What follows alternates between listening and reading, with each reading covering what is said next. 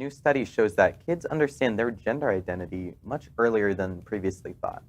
A new study released by the American Academy of Pediatrics indicates that not only are children able to understand their own gender at a younger age, but also that transgender children who are allowed to socially transition will very rarely revert their identity as they get older. The study found that an average of 5 years after their initial social transition, 7.3% of youth had retransitioned at least once. At the end of this period, most youth identified as binary transgender youth, 94%, including the 1.3% who retransitioned to another identity before returning to their binary transgender identity. 2.5% of the youth identified as cisgender and 3.5% as non-binary. Later, cisgender identities were more common amongst youth whose initial social transition occurred before the age of 6 years, and the retransition often occurred before the age of 10 years. Retransitioning is frequently used as a political weapon by conservatives to fight against gender-affirming care in youth, and this study pretty solidly shows that allowing social transition at an early age reduces the chances of this happening. Yeah, so anyone have any thoughts about this before? I think it's really important that we have this more solid evidence to combat the wild things so many conservative pundits will speak about, because it's solid evidence against a very frequently used talking point. Yeah, no, and I absolutely agree that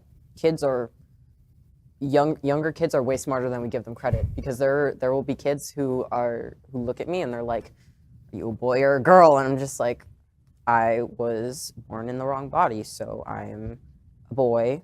I was born in a girl's body. And they're like, okay. So it's really not that difficult to understand when you explain this to these kids and they get it like this, versus the hesitance that you receive from older people, because their brains are they confine themselves to this one way of thinking, versus kids, they have this open way of thinking. And I think it's also important to note that less than 1% of individuals who transition detransition. So that's between 1 and 2.4% of trans people who end up detransitioning, meaning that 97% of people who transition are happy with their gender identity and their transition.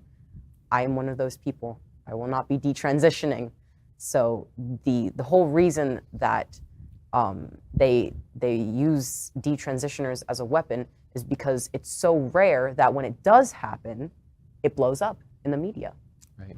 So they think it's so many more people, when in reality, it's just this small group of individuals who blew up because it's out of the ordinary. Right. They use that as a commodity for their bigotry, for their hatred. Yeah, and it's also great that this article is realizing that gender is a spectrum, and your journey to figuring that out is nonlinear.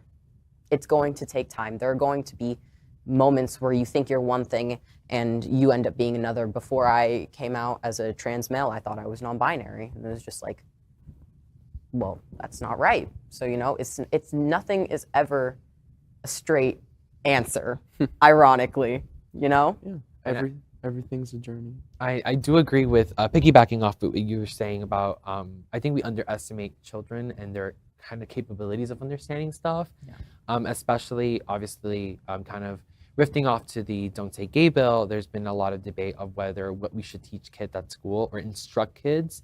And a lot of these things, a lot of kids find out who they are at a very young age. It doesn't take lessons, or it doesn't take someone to inculcate that you are something, when in reality they already know who they are.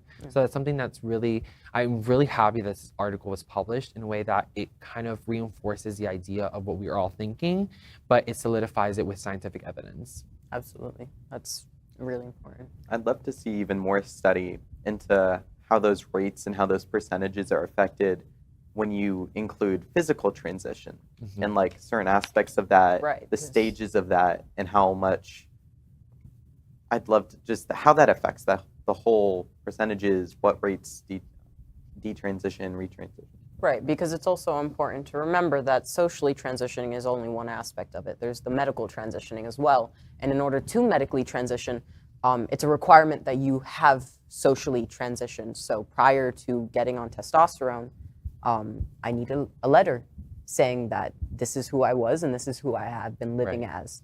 So it's not just a bunch of kids like just figuring out this thing from the internet or anything and now they're jumping on hormones. No.